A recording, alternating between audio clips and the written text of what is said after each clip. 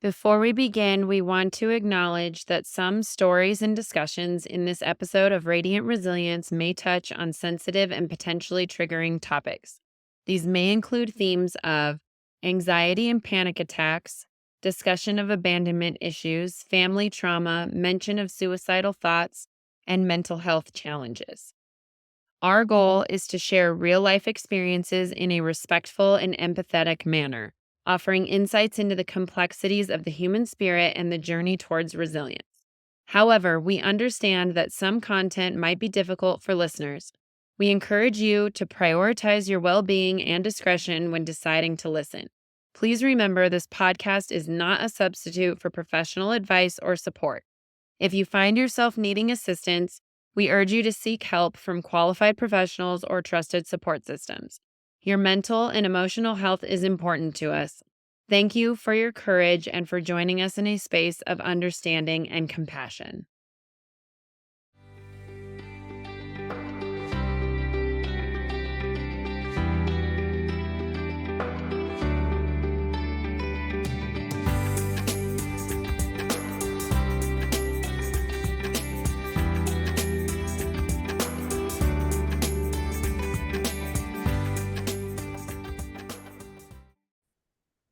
Welcome back, everyone, to Radiant Resilience. I have a very special guest today, Leisha Thompson. She grew up in the Midwest and started right away in the hair industry at 18. She always enjoyed traveling and took a 6-month RV road trip back in 2017 with her husband that fueled her want for combining love of travel and hair that eventually led her to creating the business of the traveling hairstylist. So a year and a half ago, her husband and her turned her home into a rental, moved into an RV, and started this new business and is living out of an RV and traveling around and helping out hairstylists that want to take some leave, aka like me when I take my long vacations. Although I haven't had her help me yet, but it's on my radar that at some point I would like to. So, Yes. but welcome, Leisha. I met Leisha through our Stylist Soul Tribe group that we are in, and just big group of hairstylists that support each other, business and personally. And a lot of what we're going to talk about today, I don't know the full story of, so it'll be for a first for me. But Leisha struggled a little bit with some anxiety that stemmed from an intense panic attack. So why don't you start with wherever you're comfortable, maybe leading into how that happened and some of the events that happened with that. Yeah, so I actually think it's important to start with I was somebody who really never struggled with anxiety. Like I had friends who went through like heavy bouts of it that I witnessed in family, but I always thought I could empathize, but I couldn't completely ever understand it because I myself never really experienced it. I was very lucky to not have to deal with major anxiety like that. And so for me, I was someone who didn't start experiencing it until I was about 29. So it was like later on. And so a lot of what led up to it, I would say, is I have always been someone who was really good at bottling things up instead of diving into it. Yeah. And a lot of what I think was bottled up for me was just I struggle with some abandonment issues. My biological father chose not to be part of my life and was a drug addict and was in prison and was just a violent person. And there was a lot of that story that wasn't really shared with me growing up, and that always caused a rift with my family. And so I there was a lot of emotions and feelings and things like that that I knew were there, but I chose to not deal with for a very long time. And just like with anything, when we start to just shove things in, eventually those come out. Eventually that is going to explode. Yeah, they And eventually all come out in some shape or Mhm. form. Yeah, yeah. And there was just a 29 years of emotions there basically. And so as things were starting to come up that I felt like I was almost slowly losing control of is like the best way that I can put that. I also was dealing with a family member who was very suicidal, had recently been diagnosed with bipolar, and was just in a really depressive state. And so trying to manage that as well, while simultaneously a lot of things from like my childhood were being brought up. It was just like this honestly like storm, perfect storm that sort of led to me experiencing a pretty intense panic attack. And it was interesting because, like I said, at this point, I had never really experienced anything like this, and I really didn't even know what was happening until it's like weird. Even in the moment, I don't even think I was like realizing what was like completely happening to me because it lasted about 6 hours. Oh, And it wow. started, yeah, it was really long. And it started at night. And it was actually when I was trying to go to bed. And which I think is actually, I learned is can be common because it's once you start to settle and like your mind tries to settle, then it's like that come up. So I learned that actually can sometimes be a pretty common time that can happen. And it was just like all the things started happening at once. The feeling like you couldn't breathe, like my body trembling, feeling you're just like almost like gasping for breath and like your body is trying to like almost get out of itself in the weirdest way. But and so I just remember for hours just pacing my downstairs and then feeling like you get to this point where you just lose so much control. It was like it had completely taken over at that point and you almost feel like crazy like you're like I don't know what to do to stop it so you just start like I don't even know like it's really it's weird to talk about because you almost feel like I feel like a little bit of shame around it, not shame but like Oh. maybe embarrassment because I just at that time did not know what was going on with me and there was like so it really was just somebody just opened up and it was just like boom. And so I even just remember having moments like where I went outside, like no shoes on and walking down the street and just trying to sing songs aloud. I like if somebody drove by, they probably were like, what is going on with this Oh. chick here? But so it really was. It was like those are the I guess the gritty details of that night. And then I think it was almost 5, 6 in the morning before I finally was able to like come off of it and get a little bit of sleep. And I remember even waking up the next day and feeling like you were just in like a car accident. Like it was like my Mm. body was still like, what was going on?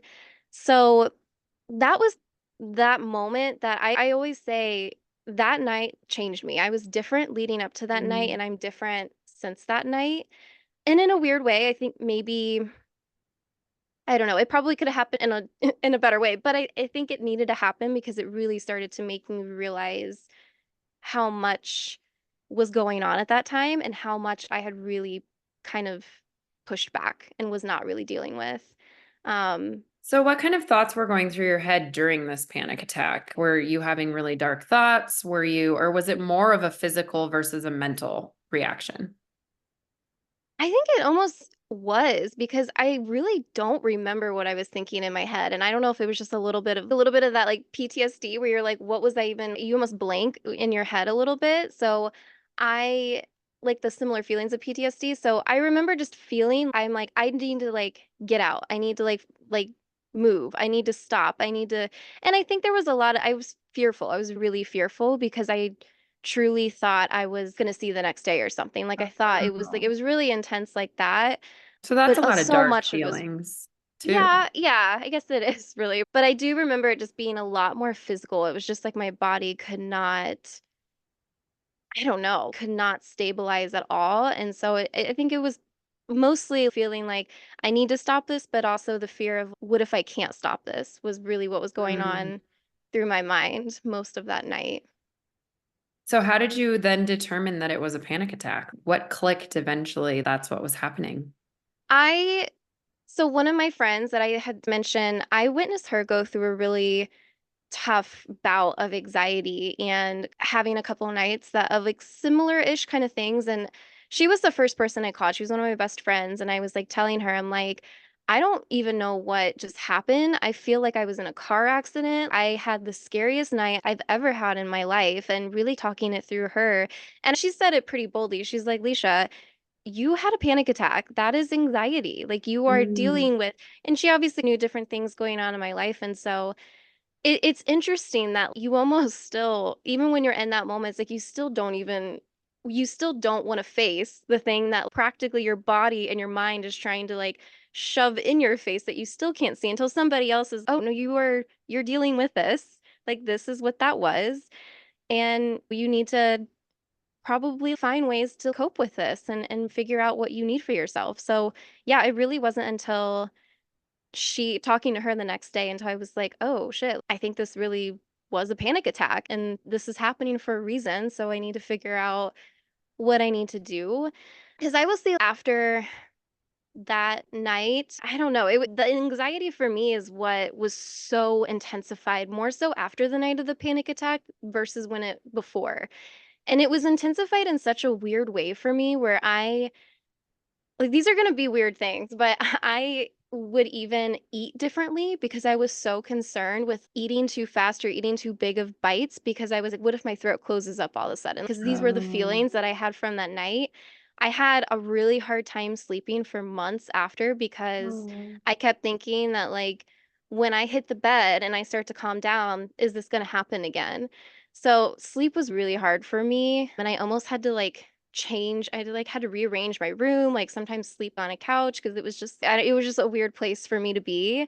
So, like, just little things that, those became daily thoughts of mine every day after because of just this one night. Just like I said, just really changed me and brought on so much anxiety for me in, like, the weirdest ways, but then also, like, ways that, really did make sense with just dealing with a lot of these feelings of, like, abandonment coming up and dealing with, like I said, managing and coping with someone who is suicidal in your family, and all of these things were happening at the same time too, obviously.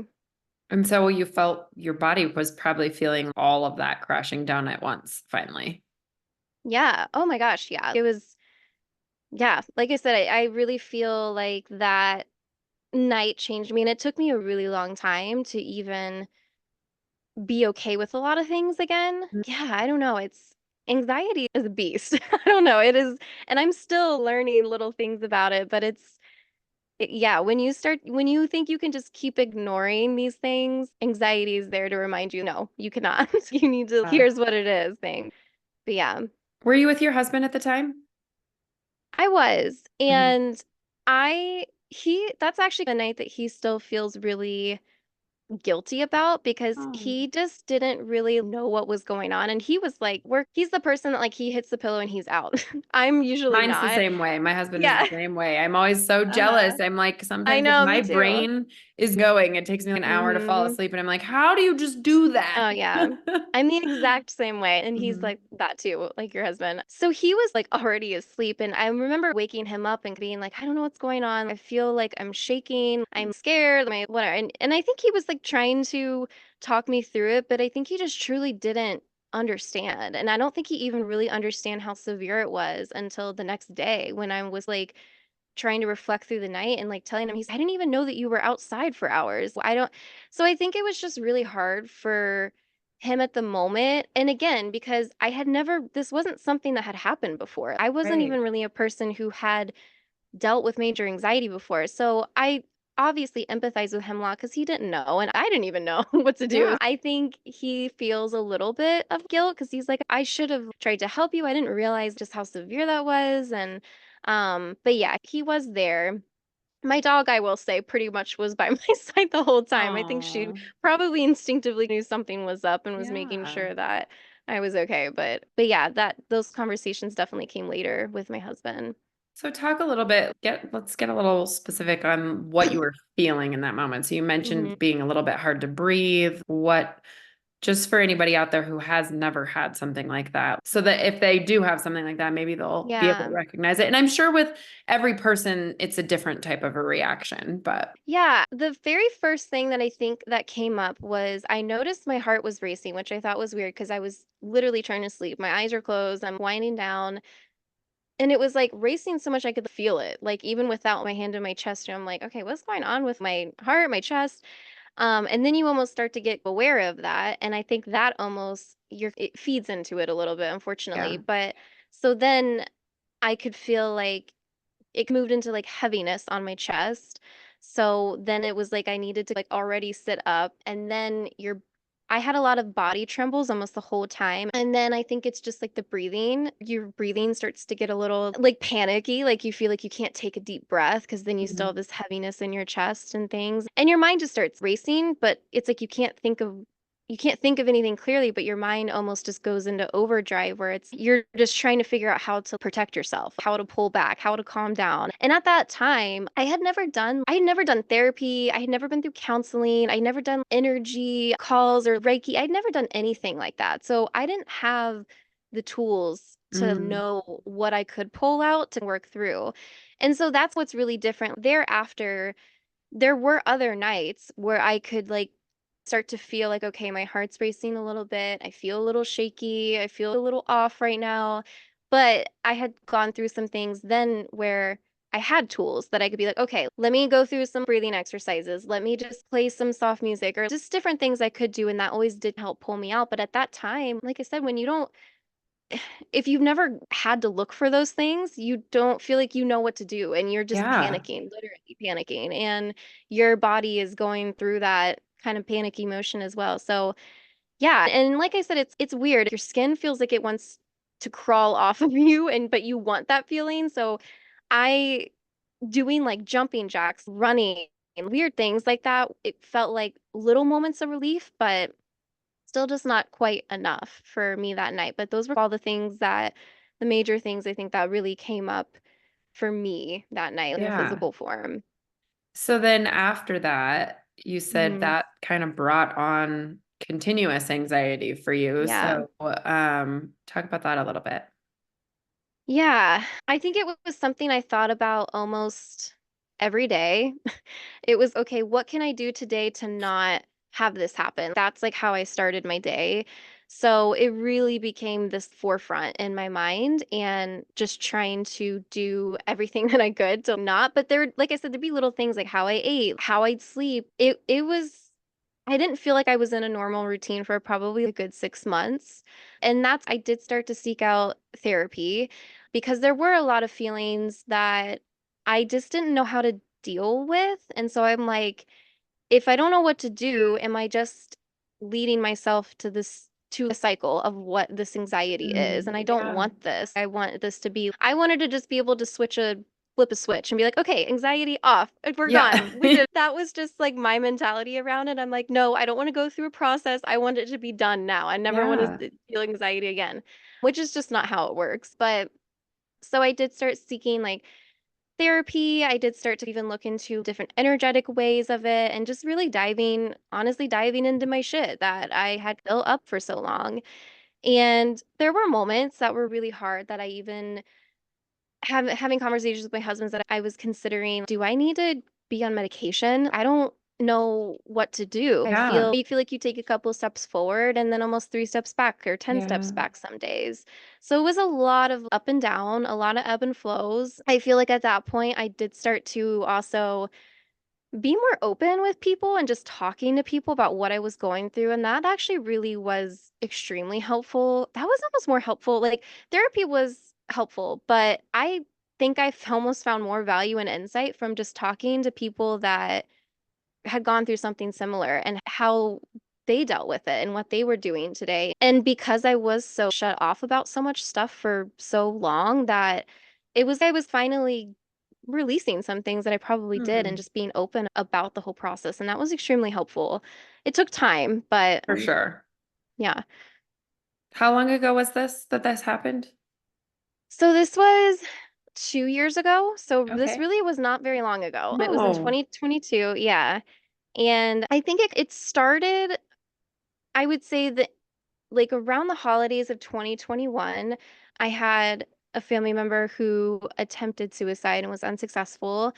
And that started to bring up, I would say in those next few months, it started bringing up just different things from my childhood that I was like, whoa, are we talking about this now? Kind of Oh, thing. yeah. And so that was going on for a few months. There was a diagnosis of bipolar kind of just before the attempt. And then it was March, April. It was like the end of March, beginning of April when the panic attack happened in 2022. Okay, So so like I just a said, few months after that yeah, holiday. Hmm. yeah. And then, like I said, I really feel like I didn't feel completely like I was finally hitting maybe like a benchmark with my anxiety journey until honestly probably more almost like the end of 2022, but I did also have a lot of things that were changing for me because that was also when I left Ohio, Okay. where I'm from. Um, so I guess in hindsight, some people could probably look at that and be like, "Oh, so were you just running for your problems?" And in a little sense, there is a little piece of me that I think was because that was my go-to for so long. But there were other things going on too that I was really excited about doing. But I do think for me, I needed to slightly remove myself a little bit from the situations going on for a time being, which has helped me to be able to come back and really talk out the things that I needed to I think that's an just last important year. thing to Yeah. acknowledge. Just because you're having those reactions and stuff doesn't mean you have to Hmm. face that head on immediately, right? I think that even when I get in a fight with my husband, sometimes I need to walk away, Hmm. process all my thoughts, all the things outside of the initial immediate feelings, and Yeah. then we can go back and talk about it. And I think that's important. And did you leave was that when you were starting the traveling hairstyle? Mhm. Was that when you were Yeah, it was. traveling? Okay. It That was, is yeah. also something very therapeutic. This is coming from somebody who travels a lot. There is something very Yeah. therapeutic about traveling. And maybe you needed that shakeup. Maybe you needed to, okay, to be Yeah. able to then move into the processing process. Yeah, it is interesting because for me, I definitely when I started to see an out with this new business I was creating, truthfully probably should have taken more time to build it up, but once I could see it, I was like, nope, we're doing this like as I soon love as that. possible because Yeah. I think I did need to remove a little bit because there was work that I needed to do on myself before I could show up and approach some of the core problems that were going on. And I was very aware of that. And that's what I was trying to do. I was like, I needed to first work through this thing at hand, which was the anxiety. And I took, some time to really seek out some ways to do that. And then it was almost like, okay, now that feel like I at least have some balance of this anxiety, some control over it, I need to now figure out my own self, like the things that I needed to be accountable and work through that, which I think was helpful for me to separate myself from that. So we had left. And that was really a journey too. And I think the beginnings of when we left and moved into an RV stripped me down in such a way that there was nothing left to hide for me. And I think in the grand scheme of things at the time, it was so freaking hard. Like honestly, all of last year was so hard transitioning into this new lifestyle, but also I think it did actually need to happen. There were things that I was still not peeling away that needed to be peeled away. And it was like I needed to remove myself from everything that was familiar to me Yeah. and almost break open the shell that I had really built so much over. So yeah, in a weird way, I do think that was good for me. Maybe that's not how everybody should approach that.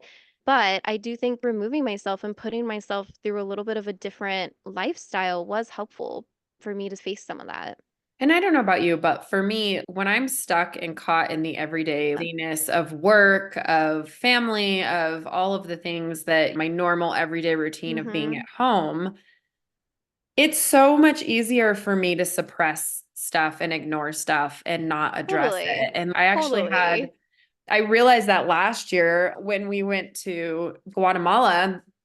Last year, right before that, I had a failed embryo transfer a few months before that. And then I went through the holiday Mm-hmm. season and just that's our busiest time of year. So I was just working. And in my head, I thought I was processing. I'm like, oh, yeah, Mm-hmm. I'm processing this. Things are happening. And then when we went to Guatemala and I actually shut all of that off and out, and I didn't Mm-hmm. have that to distract me anymore, I was like, oh, shit, I was not Yeah. processing this. And all the feelings came up at that point. So I don't know Mm-hmm. if you're No, that's like that, but exactly, yeah, that's exactly what I think I didn't know I needed. And it is, yeah. it's so easy to just go on about your life. And that's how things get pushed aside. And that's what I was Mhm. doing for way too long. So Mhm. yeah, I totally understand that. Or at the Yeah. end of the day, after the long work day or whatever, you don't have the energy to deal with it. Or on the Mm-hmm. weekends, you just want to relax and not think about the hard stuff and not do the work. And Mm-hmm.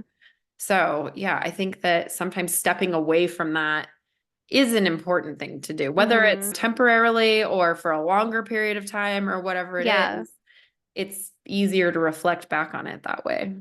Yeah. I definitely agree with that wholeheartedly because I So think I that's don't think you were what's helped running me. away from anything.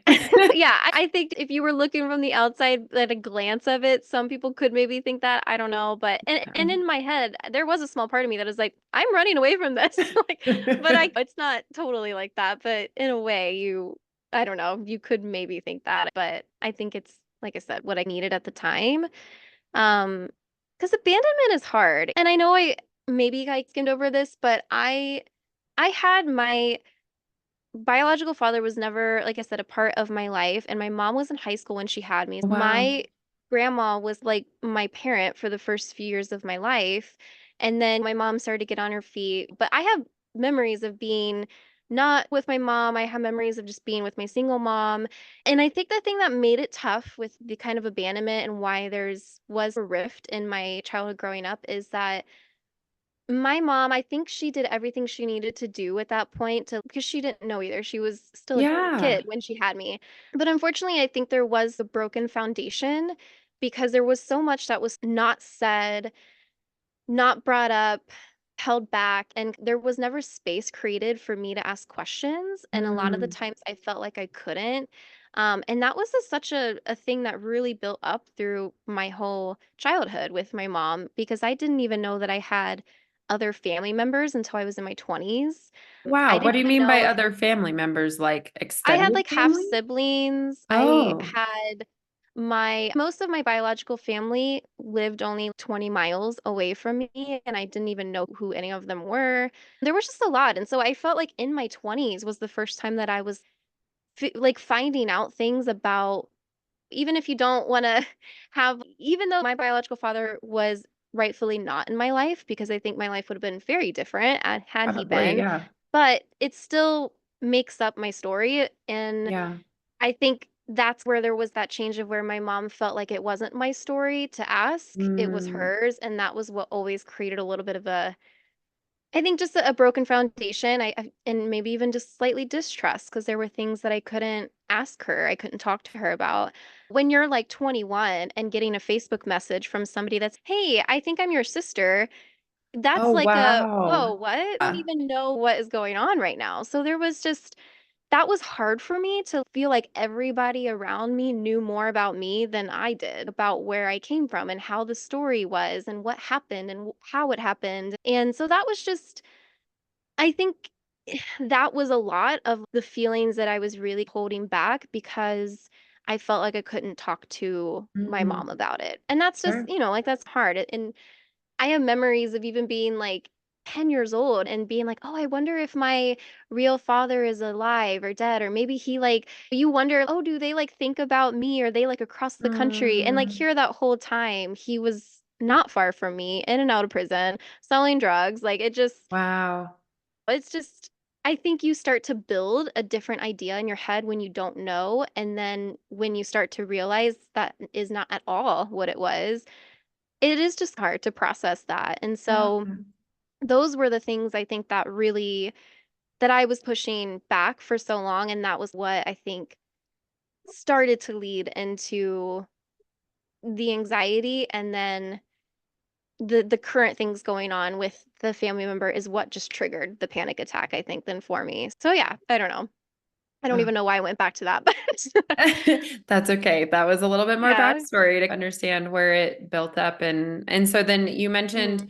leaving and getting away from Hmm. it and then you said you did go back and address the issues. So Hmm. after that, are you still struggling with the same anxiety issues or did that kind of help lift the weight off your shoulders at all or is it still the same? I would say that there was a lot that I felt did get lifted for me because I obviously went back to my hometown and I pretty much bluntly brought up things and I'm like, okay, we're gonna have these conversations and this is how I feel. And I think for the first time I was really honest about that, but I had taken a lot of time to really even digest what my feelings were. Like, what did I even want out of this? What are my feelings? I think for a while I didn't really know how to answer that. So I did, and I will say that it did put a lot of weight off of my shoulders for sure, but it didn't exactly go well. So that was unfortunate. I think I was hoping for more of a conversation, and there were a lot of ill feelings. It didn't exactly go well. It didn't Mm, really turn into the conversations that I'm hoping, and it has caused a major distance between my family and I now. I'm And sorry.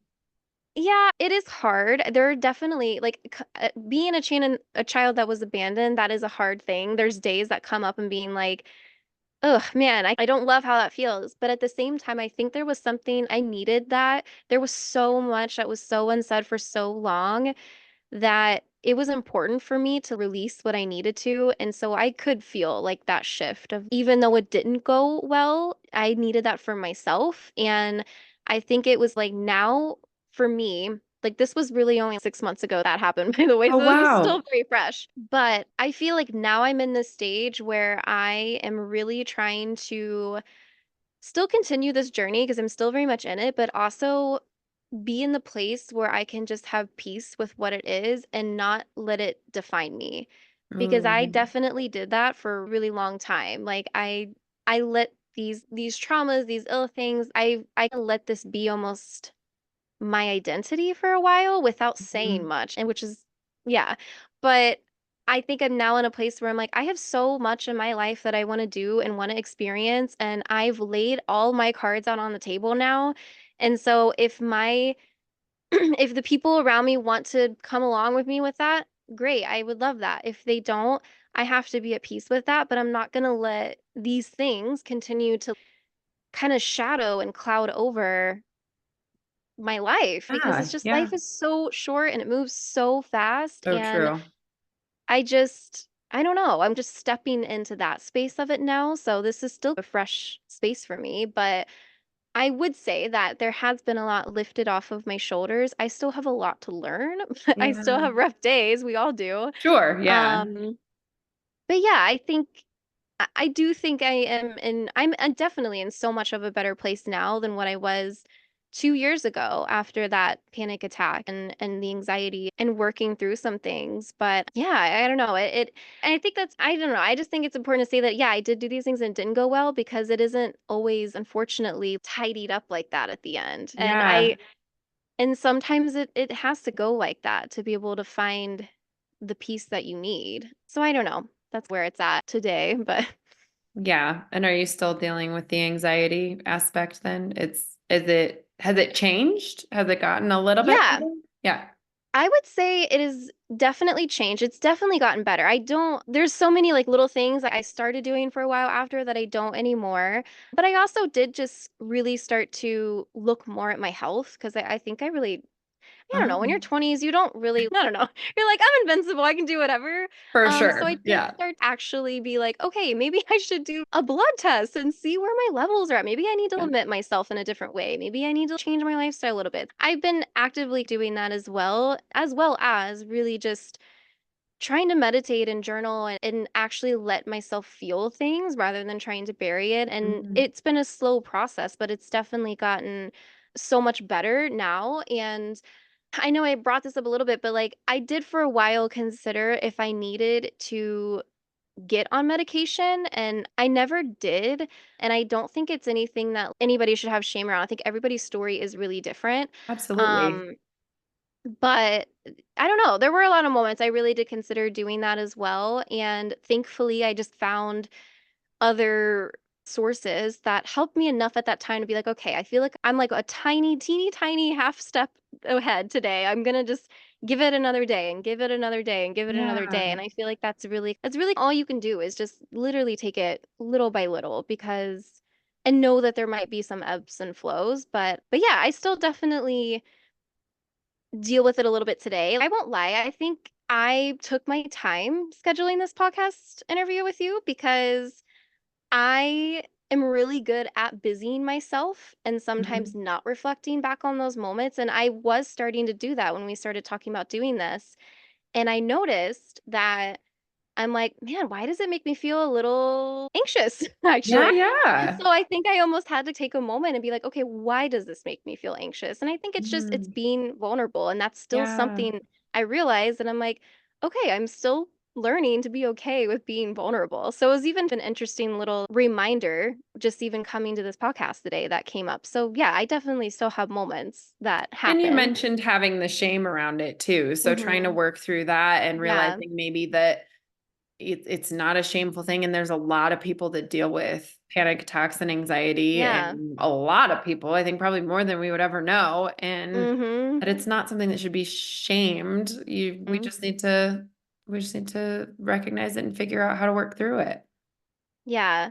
No, it definitely, I think everybody honestly deals with something to that degree at one point or another in their lives. And I think that's where those are like other feelings that combat with me with just being afraid to maybe be vulnerable or not feel shameful around it is just that probably just the self-worth of that a little bit because then you start to Mm. think, oh, is this even worth like talking about? You Oh, have those little voices in your head, but oh yeah, I'm definitely still a work in progress for for sure sure. on that. But yeah. Mm.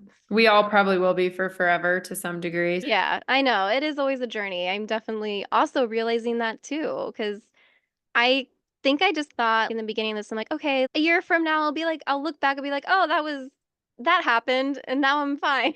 But Yeah. it's it is a building block, and it always is. Really, it's always a journey. And so I think even just being like getting to a place where you are okay with accepting that's how it is, and that is okay. Like that 6 years from now, I might still have a night where I feel a little okay. But I know at that point I have the tools, I have the resources, I've done the work, and it's okay. But it may never, I may never get to a day where I'm like, oh, Mm. I've never felt anxiety again. But Yeah. I think even just accepting that is, I had to even be okay with that, accepting that. Yeah, for sure. I wanted to share a little story with you that was, and you can give me your opinion. I haven't had anybody tell me it was a panic attack, but Okay. when your story was brought to my attention, it was because I shared my story with a Hmm. mutual friend that we have. But yeah, so we were camping actually, and I was in the Hmm. middle of a embryo transfer. I was Hmm. in the part of it where I was waiting. The 2 week wait is, I guess, what we call it. Yeah. Where I had done the embryo transfer, I was still doing all the meds and waiting for the day to come for me to do my blood test. And we were camping, and it was a middle of the night situation as well. It was the day before we were leaving, and I just woke up and I just felt all of these very dark, scary feelings just Mm. crashing down on me. And it was like, Yeah. for me, it was more mental and emotional than it was physical, but it was just like, all of the bad feel like I'm like, this didn't work. Mm. I am never going to be a mom. And what is my life going to look Hmm. like if I never become a mom? And although there's probably a lot of people out there that'll say that that's, oh, it's not that big of a deal, but it's when I Oh. pictured my whole life like that, and I'd worked so hard, and those were some of the other feelings and thoughts that were coming in, Hmm. was like, I have busted my ass for this. And then if Hmm. it just doesn't happen, and it doesn't happen, and it doesn't happen. And it was this huge weight on me that I was just so sad, so upset, Hmm. so angry. And then we got up early in the morning. I barely slept. I was just like laying in the Hmm. tent, tossing and turning, super uncomfortable, brain going. The alarm goes off super early because we were in the Tetons in Wyoming. Okay. That's a pretty long drive back. Hmm. So we were going to get up really early, pack up the tent and everything. And I just was like, these feelings were not going away. And then Hmm. we're driving home. And at one point, I was snippy with my husband because I was not Hmm. feeling myself. And then he finally was like, what is wrong? And I unloaded it all in the Hmm. car, and I was bawling and I was crying. And those feelings and thoughts did not leave me Hmm. from the time they started in the middle of the night through that whole next day, and maybe even mostly through the next day before I started feeling Yeah. normal again. And I am not a negative human being. I'm a very Hmm. positive, upbeat person. And so that was really scary for me. And I've never experienced anything like that. So Yeah. I don't know. Yeah, I know because I said I had two friends who went through really a lot of anxiety bouts as well. And the thing is, like, all three of our occurrences looked very different, and just like you're Mm, sharing with yours. So I think that is the thing that can be really interesting with anxiety and even just panic attacks is it does trigger this that certain spot of what you are currently going through, and it can exert itself differently, I think, with just whoever it is. Yeah. So I think you definitely went through something like that. And it is almost like it is almost like your body's like holding in so much, and it is just like that release of, but it can still linger with you a little bit. And because that was the thing that I felt too. I'm like, this is not me. I'm not myself. I have no idea Yes. who this person, just where this person came from and why they replaced me in the middle of the night with, Yeah. I don't know. So I so understand that feeling of just, it's like an imposter to yourself, and it's hard to navigate that 100%. And like you Yeah. were saying, it was the first time I'd ever experienced my fertility struggles have been hella hard. And Hmm. it's been for years and years, but that was the first time. And this was just last year. That was the first time that I had ever fully understood depression.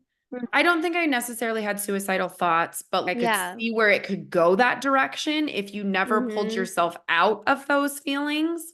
I had never experienced anything like that before. I'd been sad before. I've experienced grief before for sure, but depression part of it is what I was really scared of. And I think similar to you in that regard too, afraid that that wasn't going to stop, that I wasn't going to Hmm. be able to pull out of it because it was like 2.5 days or something like that of Yeah. feeling that way. And then I don't remember what happened, to be honest with you, where I finally just felt like I was starting to feel back to normal again. But it was scary. Yeah. It was really scary. So not that I'm like trying to understand, ask you questions, but I'm curious, did you talk to anybody else about that? Or did you like felt like you had enough knowledge at the time to know how you wanted to navigate that? Just out of curiosity. Or was it similar as me where it was like, I didn't know what happened, and it almost spurred that journey for me to be like, maybe I need to do more inner work or find things like that, or Yeah, I've been trying to do stuff through this whole okay. journey. Yeah. I've thought out a lot of energetic stuff. I've read a ton of books. I've been trying to work through that. So it didn't necessarily spark that, but I don't think I talked to anybody about it. I don't even think I've shared it with very Hmm. many people, to be honest with you. Really? So, yeah, and it just came up with me and Lisa when we were talking for her podcast when I was on it, and yeah, I don't know that I really shared it. And I've been working with Kristen Sosman, which is a lady that we know that does amazing energy work and stuff. And I don't know if I've even shared it with her, to be honest with you. Really? So, yeah, I Interesting. think I just, and there were a lot of emotions going on at the time as well, not Yeah. just that feeling. But then I had to then go through, that was a failed transfer. And then I had to go through another Hmm. one and like all the things. And I haven't been in that dark place since then, but I definitely Yeah. I feel like I deal with grief related anxiety for sure. Yeah. And I do think that now, as I'm trying to navigate the stage of my fertility journey that I'm at, looking back to that reminds me how much I don't want to go back to that or Mm. be in that place Yeah. again. What do I need to do definitely moving forward to never do that again? Because it was scary. Hmm. Yeah, I have thoughts like that too. Even though I feel like I've come such a long way, there is a little like fear I think I'll probably always have to be like, what if it happens again and I feel like I can't control it or I can't work through it? And that does scare me a lot, but I really, I don't know. I think having such a strong inner voice too is, you have to build that up, because that's at the end of the day, that is what you're going to hear, and that's what is present with you. And as much as like my husband now, I think is so supportive of my journey. I'm so thankful for him, and I have so many more friends I get to share this with, and like I've, sought out help.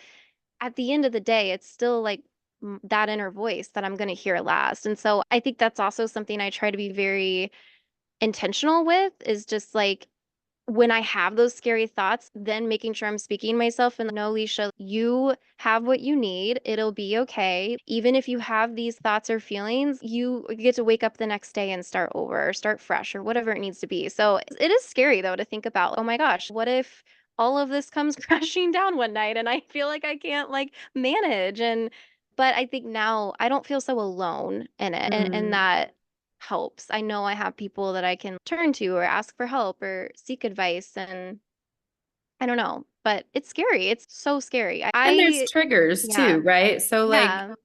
you were dealing with it in regards to family stuff, and Mhm.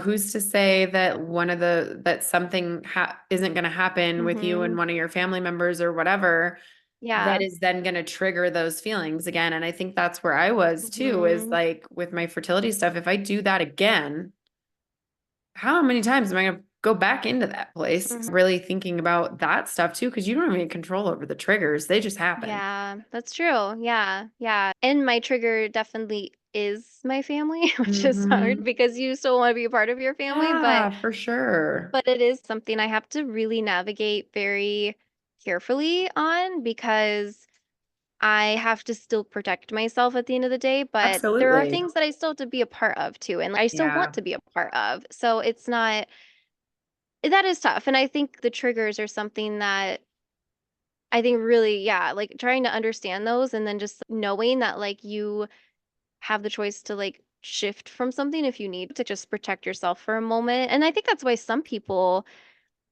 really decide to maybe even cut off certain things because it is such an intense trigger. And maybe for a while, some people need to do that. If, yeah. yeah, but That's so I hard don't with know. family though, I too, know. because you don't want to completely cut your family out of your life, but like you Hmm. also has it been like more navigating for you the correct boundaries to have in place that help mitigate some of that? I think a little bit. So there's still, I still have a family member who is still working through a lot of their diagnosis of bipolar and still is very much suffering through That's really tough. some depression and suicidal thoughts. So that is still that's been, I think, a trigger and since the beginning, but it still is definitely there. There are some things that are better than what it used to be, but I think I don't know, it is a little bit of boundaries. It is a little bit of just giving space when I feel like I need it for myself, but also with them. But I think there's space in the way of I know that they're still working through some of their own things. And so Hmm. them not wanting to really communicate with me is hard for me because it Hmm. triggers this other thing of like abandonment, Right. which I think I've come a long way with that one. And so I think for me, I'm trying to turn that and just keep in mind that like this doesn't have to bring up this abandonment feeling. It doesn't have to define that. Maybe they just need space, and Yeah. I'm okay with that. Like I have to be okay with that because there was moments when I needed space and had to work on that. So I don't know what the outcome of that is going to look like because it's still very much a thing to this day. I hope that there is a time where maybe we can come together and have whatever sort of, I guess, whatever sort of relationship that is there. But I'm also very aware too of, I probably won't have normal relationships with my mom. I don't think that'll ever happen. I don't think I'll ever have a normal relationship with certain family members just because of the history of it. And I Yeah. think that it's almost, I don't know if I want to use the word safer or it's almost, I guess, better for both of us in the long run if we are very aware of those boundaries and what they need to be. Yeah, I don't know. It is that's definitely still the space I'm like navigating now, but so yeah. Yeah. Yeah. Yeah.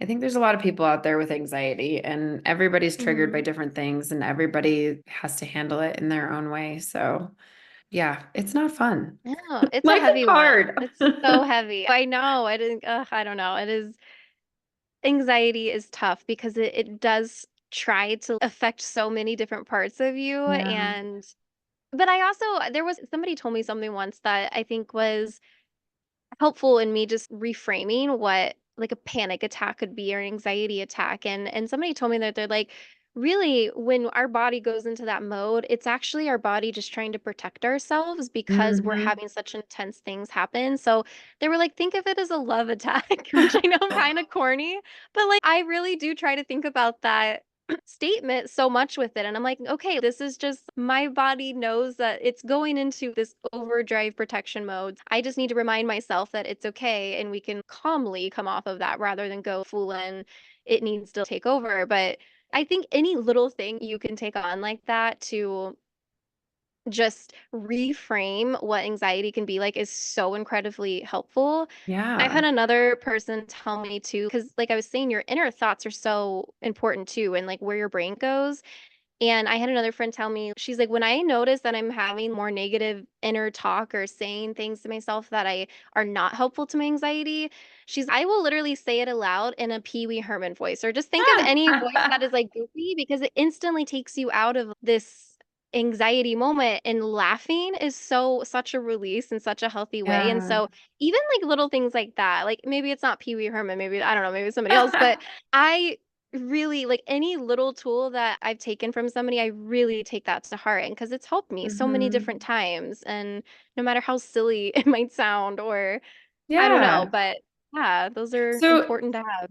I'm curious, do your anxiety, okay, so you had the panic attack, but Hmm. that's different from the anxiety that you're experiencing now. Yeah. So what happens to you when you are experiencing the anxiety now? Is that a physical response? Is it similar to the panic attack? Is it different? Talk through that. I think that's actually a good thing that you just brought up because for me, like I had that main panic attack. I had two other nights where I think I had almost like mini panic attacks, Okay. but I dealt with those differently. And those all I think really did happen so much more physically. Whereas like when I've had anxiety, that is something that I think comes more mentally. Like I Okay. start and I can almost notice when I'm falling into that because it's like how I start thinking about something or I think almost something irrational.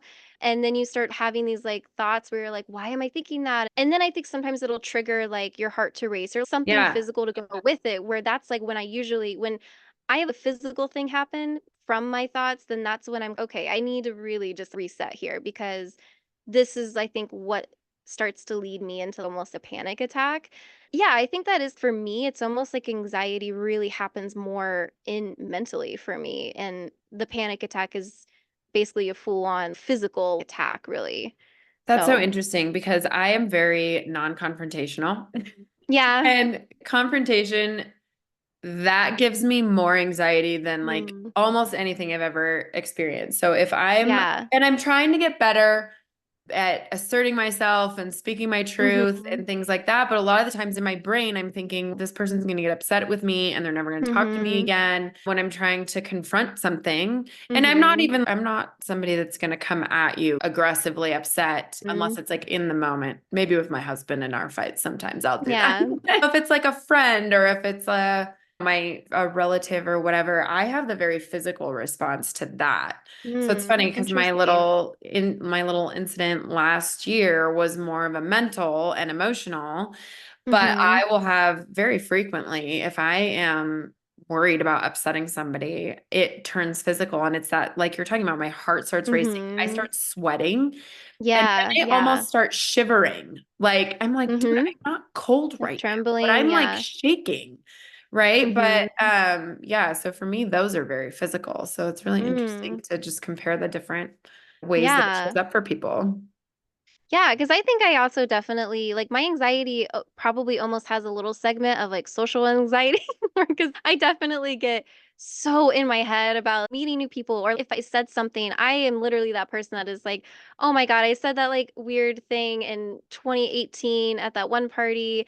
And then you start just I don't even know snowballing into this Yeah. weird thing where you're like, "Why did this one thing just affect this whole thing?" I definitely I think I think I've actually always dealt with a little bit of in social anxiety, but I didn't know it was anxiety until Oh, I started interesting. experiencing, I don't know, more triggered anxiety. Because there is, Yeah. I think, different levels of it for sure.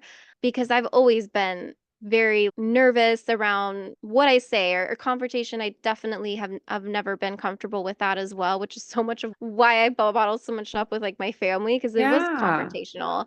So it is interesting because I do think there's these like pockets of anxiety that can be really just different for people. And I think for me, I do definitely have a pocket of social anxiety. And then my other anxiety is like, I don't know, just more triggered anxiety, like triggered to whatever traumas or thoughts you are coming up for you. So it is almost two different, I don't know, like things that happen, which is interesting. So it is interesting to think like that it might be a little bit different too for everybody and what that looks like. Yeah. And sometimes I'll have those, like I'll be at the salon or something and I'll start like sweating, but I'm like shaking, but it's not Mhm. even confrontation related or whatever. And I've been trying Mm. I didn't recognize that was more of an anxiety maybe Yeah. attack, but like I feel like it's more mild than that, but like an anxiety Mhm. response to Yeah. something. Yeah. So I've been trying to pay more attention to what's triggering that and what's bringing that on Mhm. and becoming more aware of it just so I can, but Mhm. I still don't know how to like mitigate it, how to get the like sweats and the shakes to stop other Mhm. than like breathing through it and trying to just like Yeah. calm myself down and maybe being by myself for a little bit too. Yeah. Yeah, I do think that is something that's like the process that I think takes so much time for people because it is I don't know, like I still am I think I have a pretty good understanding of my journey and my anxiety, but there are still days where I will feel anxious and I am like, I don't know, I can't pinpoint exactly what brought this up today. All I can do is work through it, but I can't pinpoint why this physical response came up or why I had this thought about things. And so I do think there are days where we're not always probably going to have the answers, but Yeah. yeah, and that's what I think that's what makes it tough. And for me as someone who I think I can be a little bit of a control freak. I want to know. I want to know how it started, why, what happens, what do I do to combat it, and how do I never that's I want all the answers. That's just my Yeah. personality. And so it's I that is something I really have to know that Alicia, you may not always know the answers every single day, and that's okay, but it can be frustrating, but it doesn't change anything that you've gotten to this point. But it's like you almost have to keep this mental checklist of, okay, what did I like do differently this day to what was said in that moment, just like you were saying, to start to trigger this response, and what in that felt like it helped me the most to like work through it. So it is such a fine tuning constantly of that because then it could change too. But I don't know. I don't know. It's interesting stuff though. Yeah, it's crazy. It's funny. You're talking about being in control and stuff. I Hmm. recently used the analogy to my husband of like if a car's broken, Hmm. in order to fix it, you have to know what's wrong with it. So, Yeah. right? Like Yeah. otherwise you can't fix it. That's really Mm, how my brain works too. Oh, geez. yeah. Oh Well, yeah. yeah, thank you so much. Do you have any parting words about anxiety, panic attacks, or what people could do? What final parting words would you have for people listening? Okay. I think we both actually talked about some really good things I think that could turn into good tips for people, but I think just another reminder of you don't ever have to feel alone with it is the biggest thing that I think helps me today is don't be afraid to speak it out because we all have like I shared details in my panic attack that I've never publicly shared and really never shared to anybody besides my husband about specifics of that night and I did that because it's like anxiety can look really freaking ugly and it's not always pretty and it's hard and but I think it's important to share that because that's like the reality of it for so many people. That Yeah. is what that can look like. And so I think hopefully that is something to just remind somebody who might be struggling with it is that you're not alone in that. And unfortunately, it can look ugly some nights, but there are so many resources that you can find. There's people out there that care, and you just have to be open and sharing those things because the other side of it is just so good to get to when you feel like you can openly share that and also just release that and know where you came from that point. So it's the growth in that is so important. So I don't know. I think that's probably what I'll leave it on. Yeah, no, that's really good. And thank you so much for coming on here and sharing that story, even though you were anxious about Yeah. it. And I know. but I I know. really Isn't that appreciate ironic? it. No. It's okay. Yeah. I get stage fright sometimes too, Yeah. But thank you No, so much for I just appreciate you even being willing to talk about this or having me on. I love what you're doing yeah, with this podcast. I think it's thank so you. important. So yeah, Thank I appreciate you. you. It means a lot. Thank you so much. And then I don't take your vulnerability lightly. So I really, truly appreciate everyone that has come on here and shared what they've shared because it's not an easy thing to do to Hmm. share it, be vulnerable, relive some of that. It's really hard. So thank you so much for that. I really Yeah. appreciate it. Well, So. thank you. I appreciate it too. Yeah. All right, everyone. Thank you so much for listening to this amazing episode. Hopefully, y'all found some help in anxiety and panic attacks and anything else you're dealing with, maybe some family stuff too. Otherwise, we'll see you on the next episode. Thanks for listening.